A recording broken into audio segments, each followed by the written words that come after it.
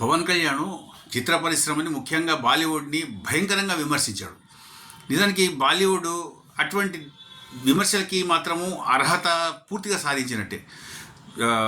సల్మాన్ ఖాన్ కానివ్వండి, ఖాన్స్ ముగ్గురు సోకాల్డ్ ఖాన్స్ ఎవరైతే ఉన్నారో సల్మాన్ ఖాన్, షారూఖ్ ఖాన్, అమీర్ ఖాన్, కోర్స్ వాళ్ళని ఆనుకున్న తోకలు ఏవైతే అక్షయ్ కుమార్ లాంటి వాళ్ళు కూడా, వీళ్ళందరూ కూడా పెహల్గాం అటాక్ తర్వాత, సంఘటన తర్వాత ఇంతవరకు కూడా ఎటు రకంగా కూడా అంటే విమర్శిస్తూనో సద్విమర్శ చేస్తున్నో ఏ రకంగా కూడా నోరు విప్పలేదు, ఒక ట్వీట్ కూడా చేయలేదు.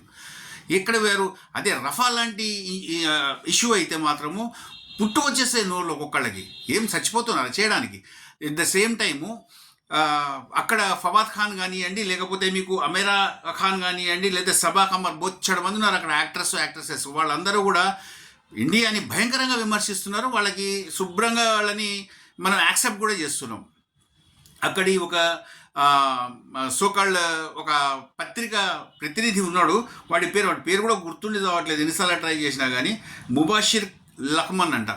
వాడు ఏకంగా బాలీవుడ్ హీరోయిన్స్ని తీసుకెళ్ళి వాళ్ళ ఉంపుడు గత్తెలుగా, ఇంతకన్నా క్షమించాలి ఈ రకంగా మాట్లాడుతున్నందుకు, అట్లా ఉంచుకుంటాం మేము అని అతను డైరెక్ట్గా ఒక పాడ్కాస్ట్లో కామెంట్ చేశాడు.